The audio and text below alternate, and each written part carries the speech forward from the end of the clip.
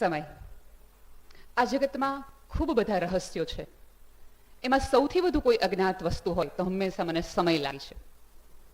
મને આજે જ હું બપોરે સાયરામભાઈ સાથે વાત કરતી હતી કે તમારાથી મોટી વ્યવસ્થાના મેનેજર તમે ક્યારેય થઈ શકવાના નથી. મેનેજ કરી શકવાના જ નથી. સમય એક એવી ઘટના છે જેને મેનેજ ન થાય, જેને કંટ્રોલ ન થાય, એની સાથે વહી શકાય, ચાલી શકાય, એની ક્ષણે ક્ષણે જીવી શકાય, આથી વિશેષ સમયનું જો કંઈ કરી શકાય એવું મને લાગ્યું નથી. નિમેશભાઈ, એક રિઝલ્ટ ડાયજેસ્ટ લગભગ 25 વર્ષ પહેલા એક બહુ સરસ મજાનો એક અંક બહાર પાડ્યો હતો કે જેની અંદર તમામ સભ્યતાઓ જે લુપ્ત થઈ ગઈ છે, કે જે મહાન એક વર્ષોની સભ્યતા હતી, એ લુપ્ત થઈ ગયેલી સભ્યતાઓની યાદી હતી. એ યાદી અને અવશેષો જોતા હતા ત્યારે એમ લાગતું હતું કે આમાં હું ક્યાં છું, અથવા હું આવતા દિવસોમાં ક્યાં હોવાની છું. અશોકે જ્યારે ભારત બનાવ્યું હશે, એની રચના બની, અફઘાનિસ્તાન સુધીનું ભારત હતું.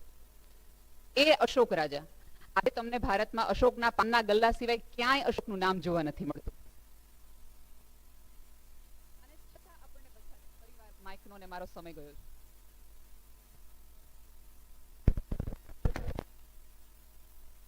ચાલશે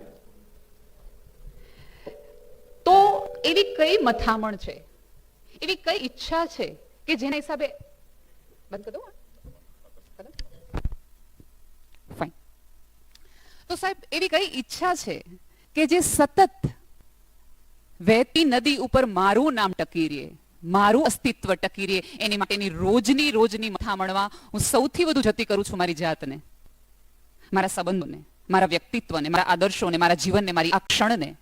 જો વહી જ જવાની હોય તો એ કઈ મેનેજમેન્ટ છે કે જેનું આપણે કરી શકીએ નથી. પણ છતાં કંઈક એવું છે કે જેને મેનેજ કરવું પડે છે. સાયરામભાઈ, એક વર્ષનું જો મહત્વ કોઈને પૂછવું હોય કે એક વર્ષના સમયનું કેટલું મહત્વ છે, તો એ વિદ્યાર્થીને પૂછો કે જેને એક વર્ષ નાપાસ કર્યું છે, એને પૂછો કે એક વર્ષનું મહત્વ, એ સમયનું મહત્વ કેટલું છે. એક મહિનાનું ભાઈશ્રી મહત્વ પૂછવું હોય તો એ માને પૂછો કે જેના ગર્ભમાંથી એક મહિનું વહેલું બાળક આવી ગયું છે, મારી સ્કૂલમાં આવે છે, એ માને પૂછો કે એક મહિનો વહેલો આવી જવાથી બાળકને આજીવન કેવી રીતે સચાય. એક વર્ષનું વિદ્યાર્થીને, એક મંથનું માને, એક દિવસનું જેને પૂછવું હોય એને પૂછો કે જેની પ્રેમિકા જતી જતી આપણે હાથમાંથી વહી ગઈ હોય, એને પૂછો કે એક દિવસ કેટલો અઘરો થાય. કલાકનું મહત્વ પૂછવું હોય તો એ પ્રેમીને પૂછો કે પ્રેમિકાજી આવી જ છે અને ક્ષણમાં હાથમાંથી વહી જાય, એને પૂછો કે કલાકનું મહત્વ કેટલું છે. 1 મિનિટનું જો મહત્વ કોઈને જાણવું હોય તો એ વ્યક્તિને પૂછો કે જેણે 1 મિનિટ માટે પોતાની ફ્લાઇટ કે ટ્રેન મિસ કરી છે, એને પૂછો 1 મિનિટનું કેટલું મહત્વ છે.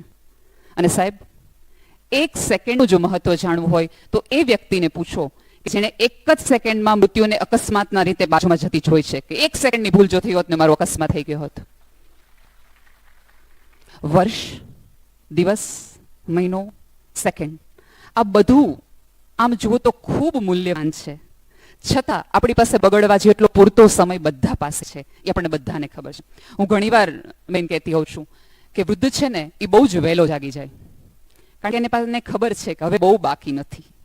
અને યુવાન બહુ નિરાતે જાગે, મોડો જ જાગે, કારણ કે એને ખબર છે કે હજી ઘણા બધા સમયને લડી લેવાનો આપણી પાસે બાકી છે.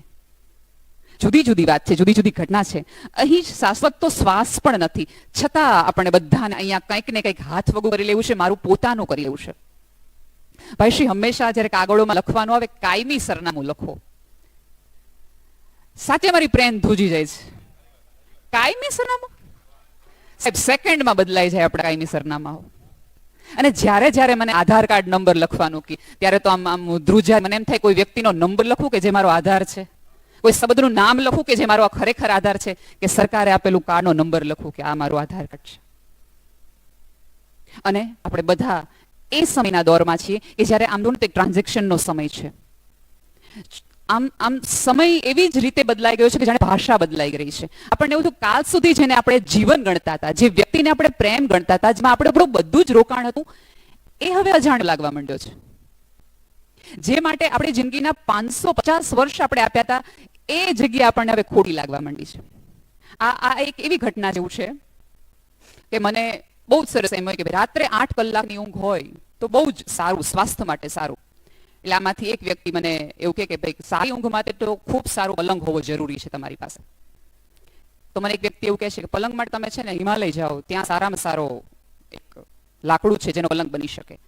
હું 2-3 વર્ષની યાત્રા કરીને હિમાલયમાંથી લાકડું લાવું, પલંગ બનાવવું અને રેડી, એમ થાય કે હવે આજ રાત્રે સુઈ જવું છે. તો એક વ્યક્તિ આવીને મને કે ગાદલા વગર, સ્લીપવેલનું ગાદલું હશે તો તને ઊંઘ આવશે. ફરી મારી મહેનત શરૂ થાય છે ગાદલા માટેની.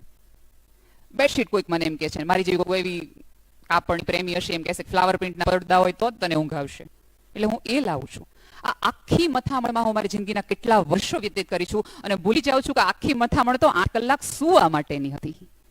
અને મેં વેડફી નાખ્યા કેટલી બધી નિરર્થક વસ્તુઓમાં.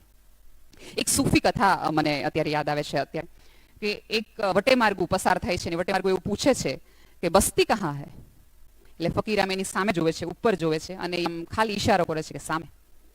એટલે વટેમાર્ગુ ત્યાં જાય છે, થોડી વારમાં એ પાછો આવે છે અને આમ ધુઆ ફુવા થઈને પાછો આવે છે કે આ બસ્તી છે, આ તો શમશાન છે.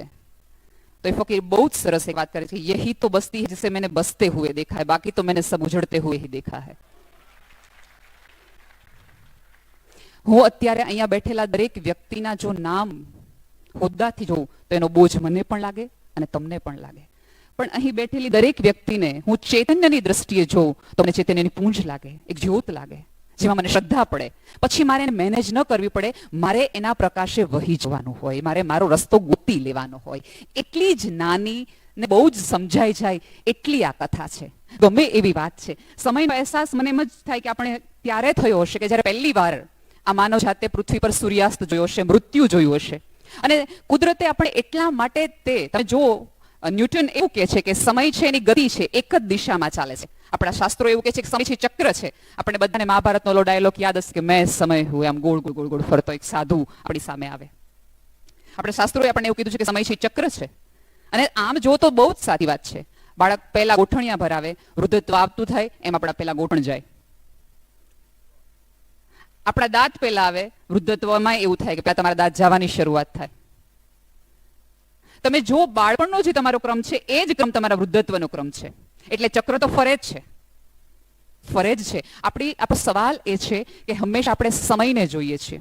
સમયે જેમને જોઈ લીધા છે એમને આપણે ક્યારેય જોતા જ નથી. રાધર એમને જોવા જોઈએ, તો આપણને ખબર પડે કેટલી ખોટી મથામણોમાં આપણે બધા જ જીવી રહ્યા છીએ. ખબર નહીં એ કઈ ઈચ્છા છે કે જે સતત ને સતત આપણને એ વસ્તુ તરફ લઈ જાય છે કે જેનું કોઈ મહત્વ જ નથી. સમય તો એક નદી છે અને નદી કિનારે મેળો લાગે, નદીમાં પાણી હોય ત્યાં સુધી, સૂર્યોદય હોય ત્યાં સુધી. જેવો સૂર્યાસ્ત થશે પાણીનો વહેણ આ તરફ જશે ને મેળો વિખાઈ જશે. જ્યાં સુધી તમારો સમય છે ત્યાં સુધી લોકો તમારી આસપાસ છે. જેવો તમારા જીવનનો સૂર્યાસ્ત થઈ જશે એટલે લોકો વિખેરાતા જશે. અને ત્યારે આપણે એક બહુ વિશ્વાસ સાથે કહીશું મારું કોઈ ન થયું. પણ ત્યારે એમ થાય કે આપણે કોના થયા તો કોઈ આપણું થાય. અઘરી વાત ચોક્કસ છે, પણ એક્સરસાઇઝ કરી લેવા જેવી તો ખરી જ. ન ગમે એવી વાત છે પણ છતાં જાણી લેવા જેવી તો ખરી જ. કારણ કે સમયની ઘટનાઓ એવી છે. સમય આમ જુઓ ને તો કામદેવ અને યમદેવ બંને સાથે ચાલે છે. હું મજામાં છું. અત્યારે અહીંયા બેઠેલા દરેક વ્યક્તિની ઘડિયાળ આમ જુઓ તો એક સરખો સમય દેખાડે છે. મિલિંદે કીધું એ વાત પણ સાચી છે. તમારી ઘડિયાળની બ્રાન્ડ બતાવશે કે તમારો કયો સમય ચાલે છે, પણ તમારા મનની સ્થિતિ બતાવશે કે સમય કેવો છે. આપણો ઋષિ કવિ આઇન્સ્ટાઈન, મને તેને હંમેશા કવિ જ કહેવો ગમે છે, એવું એણે ફિઝિક્સ લખ્યું છે.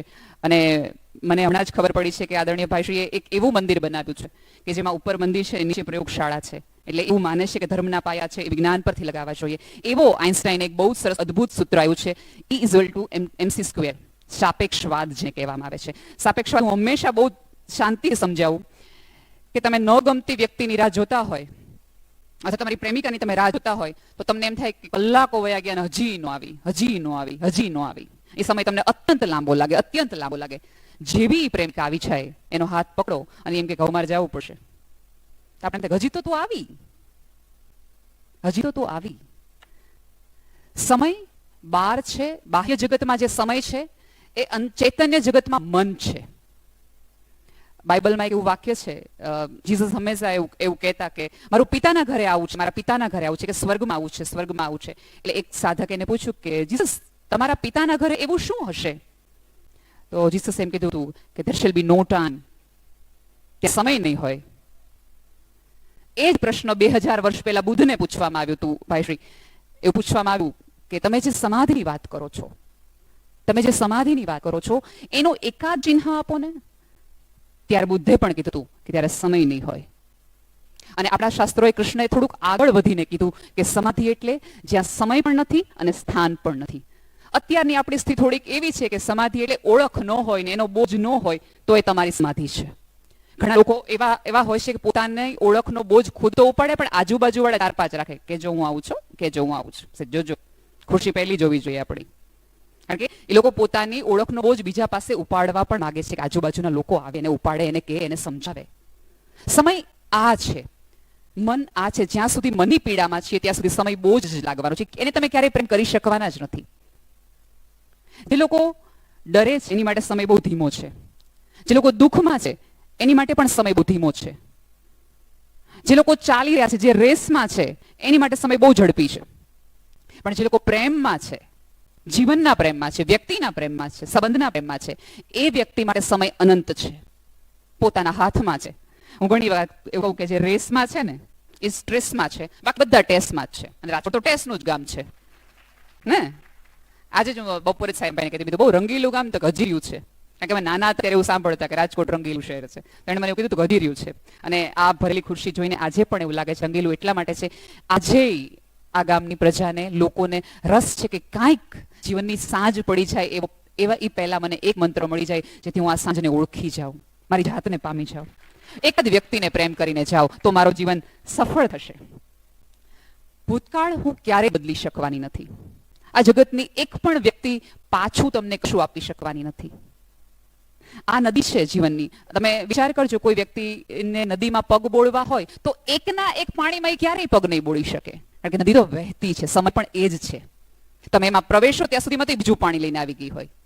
આપણને જે દેખાય છે જે સ્થિરતા, એમાં પણ એક વિશિષ્ટ પ્રકારની ગતિ છે. ફિઝિક્સ પણ એવું કહે છે કે તમને જે પંખો સ્પીડમાં લાગે છે સ્થિર, પ્લેનમાં તમે હોય તો તમને એમ થાય પ્લેન આમ ન છે. એકચ્યુઅલી એટલી બધી સ્પીડમાં છે કે તમને દેખાતું નથી. એટલા માટે આપણને આપણા વૃદ્ધોએ એમ કીધું, ધીરી બાપલિયા ધીરી, મુજવીત છે તુજવીત.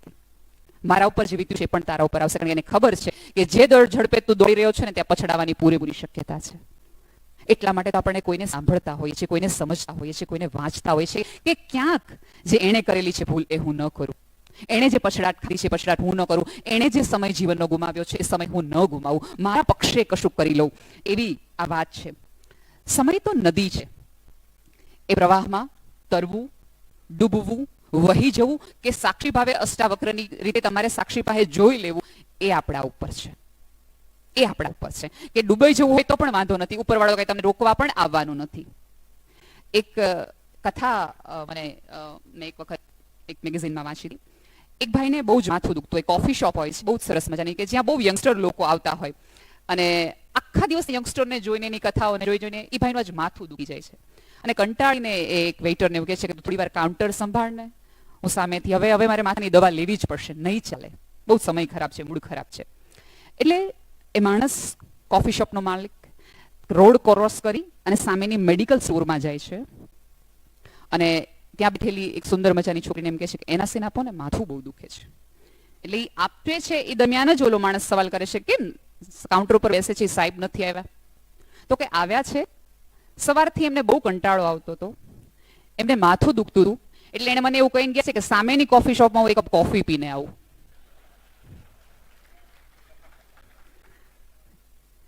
એક જ ઘટના.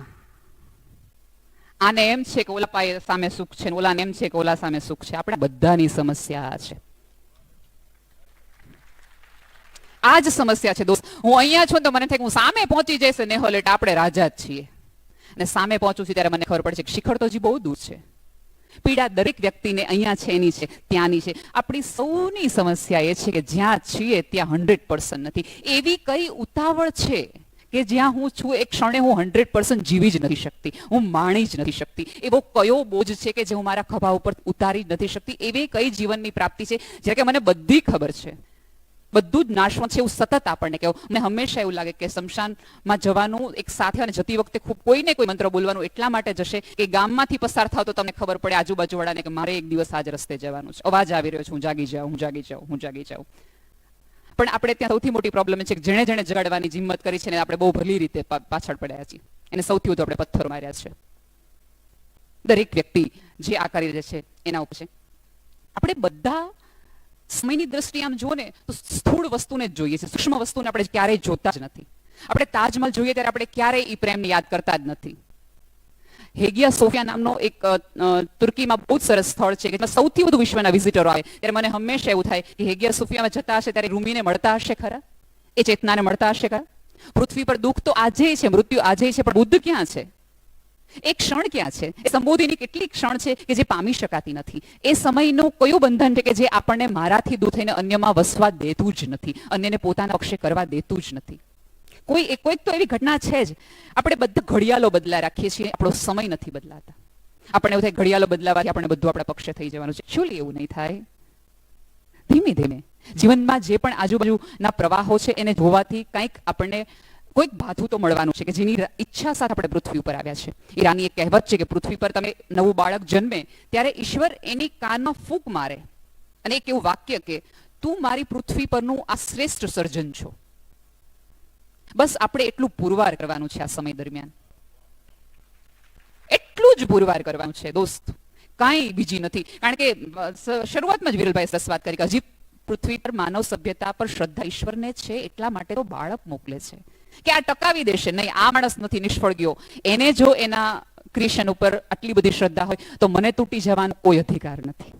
મને શ્વાસ અને ધબકાર આપે છે એનો મતલબ જ એવો છે કે એને હજી એવું કંઈક છે, ના નેહલ કાંઈક તો કરી જ લેશે કે જે મને ગમે એવું છે. પણ આપણો બધાનો પ્રશ્ન એવું છે કે મને ગમે એવું મારે કરવું છે, એને ગમે એવું નહીં. મથામણ જેની છે, તકલીફો જેની છે, મૂંઝવણ જેની છે, હૃદયના ધબકારાઓ અને ધ્રુજારી માત્ર એ હાર્ટ એટેકની નથી, હૃદયમાં રહેલા ખાલીપાના ધબકારાઓ ધ્રુજી જાય છે ત્યારે હાર્ટ એટેક આવે છે. ત્યારે એ જણજણાટી છે, ખાલીપાની છે, એકાંતની છે, મૂંઝવણની છે. કારણ કે મારે મારો સમય મેનેજ કરવો છે. એકલા આ પૃથ્વી પર ક્યારેય તમે તમારો સમય મેનેજ નહીં કરી શકો, કારણ કે તમે ક્યાંક ને ક્યાંક જોડાયેલા છો, ક્યાંક ને ક્યાંક જોડાયેલા. ફિઝિક્સ એવું કે છે કે હું આમ હાથ કરું તો હજારો કિલોમીટર દૂર એક તારામંડળને એની અસર થાય છે. એ તરંગો પહોંચતા ભલે વર્ષોના વર્ષ થાય, પણ પહોંચે તો છે જ તે. સમયના એ જુદા જુદા આયામમાં મારે મારી જાતને સમજવાની છે, સ્પર્શવાની છે ને ક્યાંક જોવાની છે. હમણાં સાઈરામભાઈ ચૂંટણી ગઈ ને એટલે અમારે બધા શિક્ષકોને ચૂંટણીના કામગીરી આવે એટલે એમ તો મોદી સાહેબને જીતાડવામાં અમારો યાદ છે. લે હવે મોય હા પડકાડી છે, આપ્યો છે મત. એટલે એ ચૂંટણીના કામગીરીમાં ખાવ ખખડધજ થઈ ગયેલી એવી સ્કૂલ હતી, એના 7મા ધોરણનો વર્ગ હતો. એ વર્ગ ઉપર એક સરસ મજાની લાઈન લખી હતી નોટિસ બોર્ડ ઉપર કે મુઠ્ઠી વાળો તો સમય રેતી છે, મુઠ્ઠી વાળો તો સમય રેતી છે, મુઠ્ઠી ખોલીને જો તમે વેરો તો સમય ખેતી છે. લખનાર દીકરીને કે દીકરાને કદાચ એનું મહત્વ નહીં સમજાણું હોય, પણ મને ક્યાંય સુધી એ વસ્તુ મને એમ તું કે સાચી વાત છે, સમય તો ખેતી છે. મેં આજે કોઈકના દિવસ ટૂંકા કર્યા હશે તો આવતા દિવસોમાં ઉપરવાળો મારાય દિવસો ટૂંકા કરશે.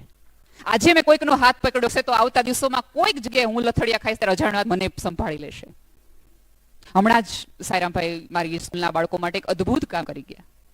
મારા 180 મંદબુદ્ધિ બાળકોને રિક્ષા સહાયની જરૂર હતી અને એક નાનકડો વિડીયો મેં એમને મોકલ્યો અને એમને કીધું કે નેહલ હું આ બાળકો માટે કંઈ કરી શકું. એણે એટલું સુંદર રીતે અમારા બાળકોને હસાવ્યા અને ખૂબ મોટું અનુદાન થેન્ક્સ ટુ હિમ મારા બાળકોને મળ્યું છે.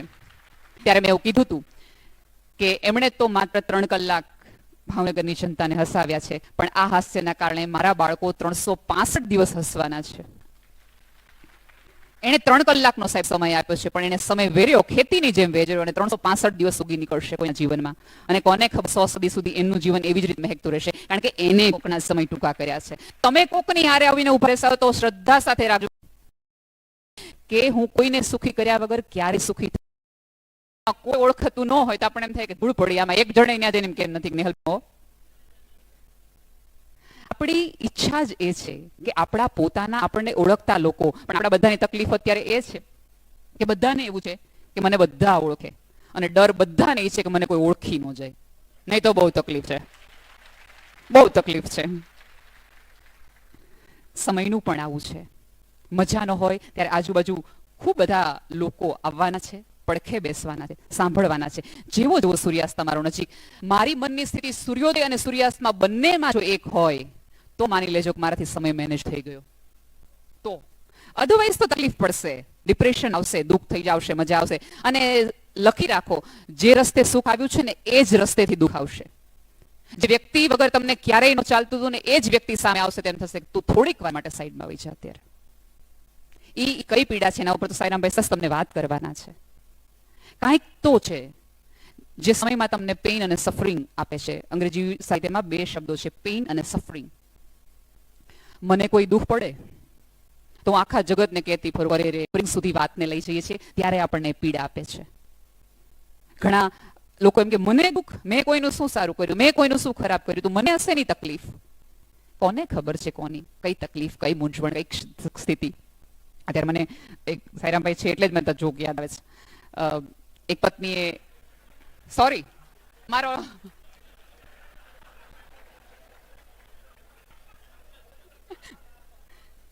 એટલે એમને જોઈને જોક યાદ આવે છે, મીન્સ કે કરતા હોય છે એટલે.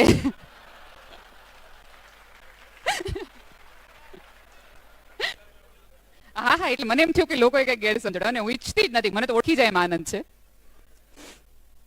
એક પત્નીએ બહુ પ્રેમથી એવું એના પતિને કીધું કે આપણા લગ્નને 25 વર્ષ થઈ ગયા, કા ખબર જ ન પડે એક સમય ક્યાં વયો ગયો એમ. તો પતિ એવું કીધું કે જેલરને થોડી ખબર પડે, કેદીને પૂછો કે કેટલા વર્ષ થયા તો એ તમને કહે. આપણે ત્યાં સમય પૂછવાના બે રસ્તાઓ છે. હું નિમેશભાઈને પૂછ્યું કેટલા વાગ્યા અને શું સમય થયો. કેટલા વાગ્યા એમાં મને હંમેશા અધૂરું લાગે. કેટલા ઘા વાગ્યા એવું પૂછવાનું હશે લોકોના મનમાં. અહીં સુધી પહોંચ્યા તો તમને કેટલા ઘા વાગ્યા. રવિન્દ્રનાથ ટાગોરની એમણે વાત કરી. રવિન્દ્રનાથ ટાગોરની એક બહુ અદ્ભુત કવિતા છે, ગદ્યમાં સરસ રીતે એમણે કીધી છે. અને એમાં એવું છે કે રવિન્દ્રનાથ ટાગોર મૃત્યુ પામે છે, સ્વર્ગના દરવાજે જાય છે અને એ જોવે છે, ધીમા પગલે સ્વર્ગમાં જાય છે કે અહીંયા તો બધું બહુ શુષ્ક છે ને આમ છે ને તેમ છે ને. પછી સ્વર્ગનો ચોકીદાર એને એવું પૂછે છે, ત્યાંય ચોકીદાર તો હોય ને, એટલે માનજો કે આપણે ભારત સ્વર્ગ છે, કારણ કે એમને ચોકીદાર છે. એટલે રવિન્દ્રનાથ ટાગોરને એવું પૂછે છે કે રવિન્દ્રનાથ ટાગોરને એમ કહે છે કે તમારા કપડા કેમ આટલા સાફ સુથરા છે? તો રવિન્દ્રનાથ જોઈને એમ કહે છે કે હા છે. કે તમારા પગમાં ઉજળા કેમ નથી? તમારા હાથ ખરબચડા કેમ નથી? તો રવિન્દ્રનાથ ટાગોર કહે છે કેમ હોવા જોઈએ? કે તમે આવ્યા હોત ને આ બધું હોત ને તો હું કહે કે તમે જીવન જીવીને આવ્યા છો. તમે તો જીવનમાંથી પસાર થઈને આવી ગયા છો, કોરા ધાકોર. સાહેબ, મારી એક એક સફેદ લટ, દરેક કરચલી, દરેક ઉજરડાઓ, વાગેલા તમામ ઘા એ સમયમાંથી પસાર થઈ નક્ષીશ હું છું, 100%ની હું છું. ત્યારે મને આ ઉછરડા છે, ત્યારે આ સફેદ વાળ છે, ત્યારે આ કરચલીઓ છે. એટલે એનું તો સેલિબ્રેશન હોય, તો રોવાનું ન હોય. મેં કીધું એમ કે પસાર થયેલા સમયને તમે ક્યારેય બદલાવી નથી શકવાના, બોલાવી શકવાના, ભૂતકાળ બદલાવી શકવાથી, ભવિષ્ય મારા હાથમાં નથી. આજે આ ક્ષણે 100% જે હું છું એ છું. આજે જો નહીં જીવું તો આપણે હંમેશા એવું માનીએ છીએ કે જો મારી આજ સારી નથી પણ આવતીકાલ બહુ સારી હોવાની છે. જે બીજ સડેલું હોય ને એમાંથી ક્યારેય શુદ્ધ અને સારું વૃક્ષ પેદા ન થાય. દોસ્ત, મારી આજના બીજમાં જ જો કાંઈ નહીં હોય તો આવતીકાલનું વૃક્ષ કઈ રીતે સુંદર, નમણું, મજાનું ને મને ગમે એવું સુખ આપે એવું હોવાનું? ક્યારેય નહીં, ક્યારેય એટલે ક્યારેય નહીં. અને આપણા બધાનો મોટા ભાગનો સમય તો વિચારવામાં જાય છે. આ કરશું, તેમ કરશું. જેમ શરૂઆતમાં વિરલભાઈએ વાત કરી, ઓલું કરી નાખીએ, આ કરી નાખીએ. હમણાં જ ગુજરાત સમાચારની એક હેડલાઇન હતી, એમાં એવું હતું, મુંબઈના 53% લોકોનો સમય, 53% જીવનનો સમય છે માત્ર ને માત્ર ટ્રાફિકમાં જાય છે. એનો મતલબ કે અમુક તો નક્કી જ છે કે આટલું આટલું તમને સ્પર્શવાનું છે, આટલું આટલું તમે હશો કે નહીં હો, વિચારમાં હશો કે નહીં, તમારે લોકોએ કરવાનું જ છે, કરવાનું જ છે. એની ફરિયાદ કરવાના બદલે જીવી લ્યો. મારી એક છેલ્લી વાત કરી અને હું મારી વાતને પણ પૂર્ણ આપું, કારણ કે મારે સમયનું મેનેજમેન્ટ છે તો મારે સમયનું ધ્યાન રાખવું પડશે. સમય એટલે ઘડિયાળ નથી, પહેલી વાત. સમય એટલે મન છે. સમય એટલે લયબદ્ધ ગીત છે, તાલબદ્ધ નૃત્ય છે, ભૂરી આકાશની એક ઉડાન છે, રંગથી છલકાતો છલોછલ ચિત્ર છે, દોસ્ત સાથે વિતાવેલી એક સંધ્યા છે, પ્રેમિકા સાથે કે પ્રેમી સાથે તૂટેલા તારા જોઈ ખાધેલા સમ છે, કોઈ ગમતી વ્યક્તિની પ્રતીક્ષા છે, વડલા નીચેની ધમાલ છે, અને નદી કાંઠે, દરિયા કાંઠે બનાવેલું એક રેતીનું ઘર છે. એ જ સમય છે. પણ જ્યારે કોઈની સાથે રેતીનો કિલ્લો બનાવો તો એવી વ્યક્તિ સાથે બનાવો કે જે હવાઓને ન કોઈ દે કે અહીંયા આ બેન રેતીનો કિલ્લો બનાવે છે, ઉડાડી જાઓ. આટલી જ શરત છે. જ્યારે કરો, જે કરો, ખુલીને પ્રેમ કરો. જેને માફ નથી કર્યા એ બ્રેક વ્યક્તિને દિલથી માફ કરી દો, કારણ કે કાલ સવારે તમે ઉઠવાના છો એ કોઈ ગેરંટી નથી. જેને હજી સુધી કહી નથી શક્યા કે આઈ રિયલી લવ યુ યાર, એને દિલ ખોલીને કહી દો, ચામડી ખુલ્લી રાખીને તમારા દરેક ઘાવને ખુલ્લા રાખો. સમયમાંથી પસાર થઈ જવા દો, કારણ કે એ ઘાવ તમારા જીવાયેલીની સાબિતીઓ છે, જે પણ સ્વરૂપે હોય એ. દરેક ક્ષણને પોતાના પક્ષે કરી લેવાના બદલે સમયની સાથે વહેવાનું શરૂ કરી દો. ક્યારેય સમય કોઈનો નથી થયો, તમારો એ થાય. તમે જો સમય ના થયો, જગત આખું તમારું છે, સભ્યતા તમારા નામે જ છે. કોઈના નામ ક્યારેય થયા નથી. જે નામ શ્રેષ્ઠ થઈ ગયા છે, દરેકના નામ થયા છે. એ જુદી રીત છે જીવનની. પ્રેમ કરો, મૈત્રી કરો. જીવન જીવવા જેવું છે, 100% જીવવા જેવું છે. ફરિયાદો, complaining mind is sick mind, એમાંથી બહાર આવી જાઓ. Thank you so much. તમારા સૌનો સમય આજીવન માટે સુંદર રહે એવી થેન્ક યુ.